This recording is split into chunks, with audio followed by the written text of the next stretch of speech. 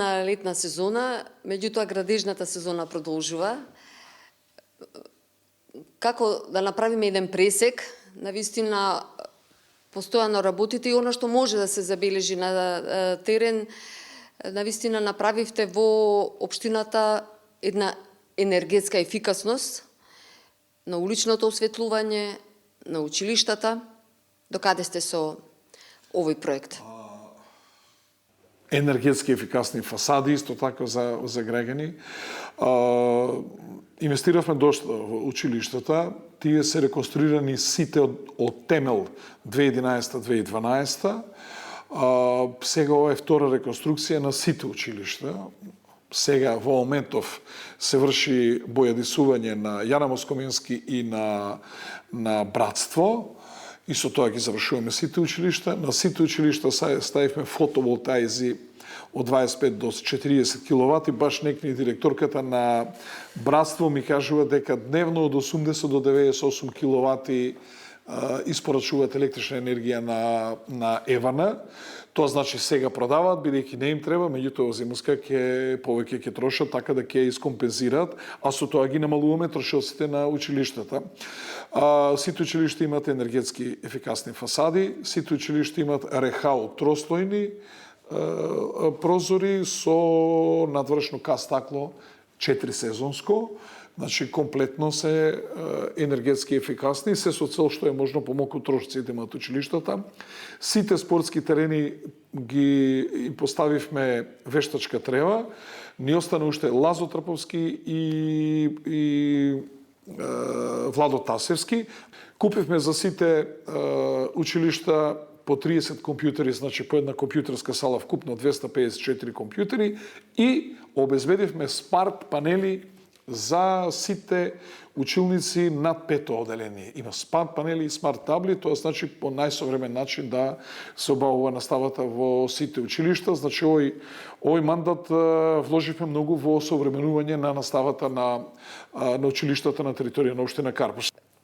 Да ги напоменам и енергетски ефикасните згради, значи до сега имаме 55 згради направено, сега имаме подпишани договори и тендери кои завршуваат за уште 5, значи овој мандат ќе го завршиме со вкупно 60 фасади. Некогаш правевме и по 25 годишно, сега правиме некаде по 3 до 5. Све зависи од тоа какви средства имаме. Кога се градеше, кога имаше комунали, кога се продаваше земјиште. Нормално тие пари не ги носевме дома, ги вложувавме во енергетски ефикасни фасади за граѓаните. Уличното осветлување? Да, уличното, имаме ново улично осветлување. Не влеговме во постапка за јавно-приватно партнерство, затоа што тврдам дека тоа е неповолно за општината, за било која општина, затоа што бенефитот од новото улично осветлување прво е смарт, второ е енергетски ефикасно, многу поефикасно. Значи, автоматски нашите светилки се LED, до 12 сат работат на 25 вати, некаде и 35 вати, од 12 сат до 5 сабајли работат на 10 вати. Заштедата во дадени месеци ни е до 73%. Со градинки имате проблем во делот на запишување на дечиња. Ве прашувам од тој аспект, бидејќи веќе има потреба и да се гради или веќе градите градинка?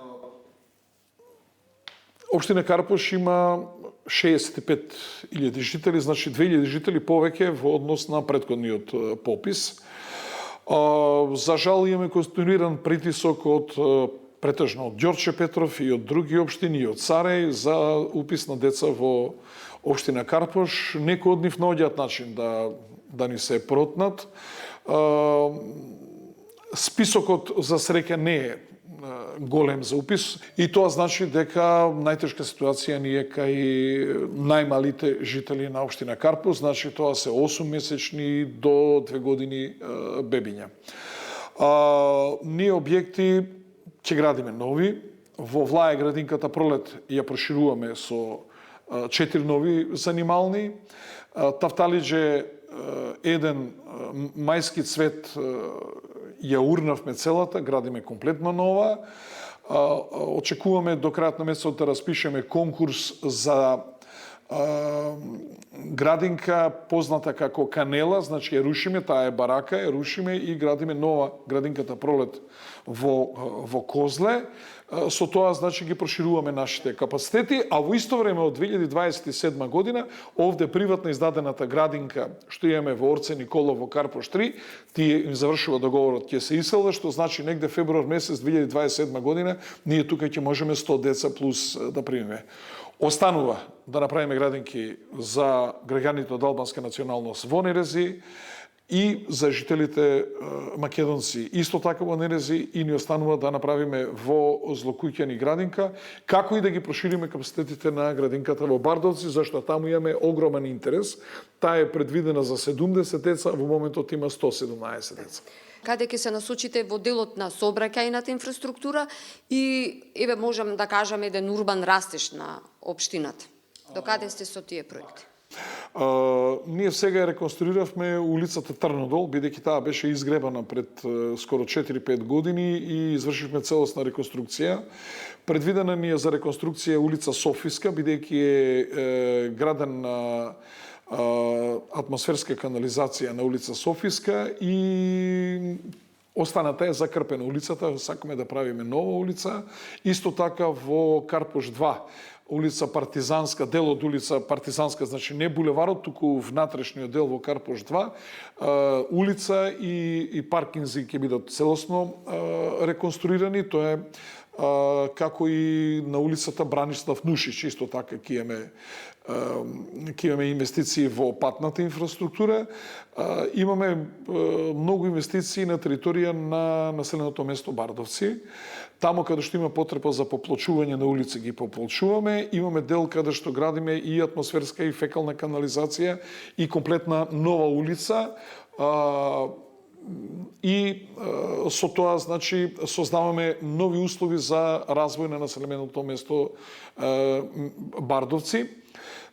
Продолжуваме да го развиваме тој дел и сметам дека таму треба да се направи еден комплетно нов урбанистички план со кој што и инфраструктурно ќе се обезбеди онака како што треба, и со вода, и со струја, и со канализации, но во исто време и со она пропратна инфраструктура, што значи центар за снабдување, некој мал трговски центар, комплекс на спортски терени кои што сега тие ги кои ја користат училиштето Аврам Писевски за спортување, во исто време имаат спортски терени и во центарот на населеното место, како и стадионот. Меѓутоа, мислам дека таму треба да направиме и тениски игралишта и друг вид на спортување да има, за да граѓаните кои што доаѓаат да живеат таму и тие што живеат, значи да имаат повисок квалитет на живот во тој дел. Во делот на урбаниот растеж? Во делот на урбаниот растеж, што се вели во фотофиниш, успеавме да донесеме два урбанистички плана, тоа е за млечен ресторан и за Карпош 1 и Карпош 2.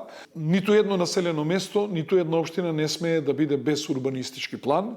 Урбанистичкиот план ни треба, значи, за инфраструктура, урбанистичкиот план ни треба ако сакаме да воведеме зонско паркирање, урбанистичкиот план ни треба ако некој граѓанин сака да догради, да прошири тераса, бидејќи има големи барања од граѓаните за проширување тераса, ние не може да му дадеме одобрение, бидејќи немаме урбанистички план. Така да, или пак онамо кај што е индивидуална градба, луѓето кои не откупиле земјиштето, дворното место, не може да го откупат, бидејќи нема урбанистички план, или тамо кај што има проблеми, каде што се семејства кои се делат, значи не може тоа да се заврши и да добијат дозвола легална за градење, затоа што парцелата се води во идеални делови, а тоа можеме да го решиме само со нов урбанистички план. Ви благодарам за разговорот. Мола.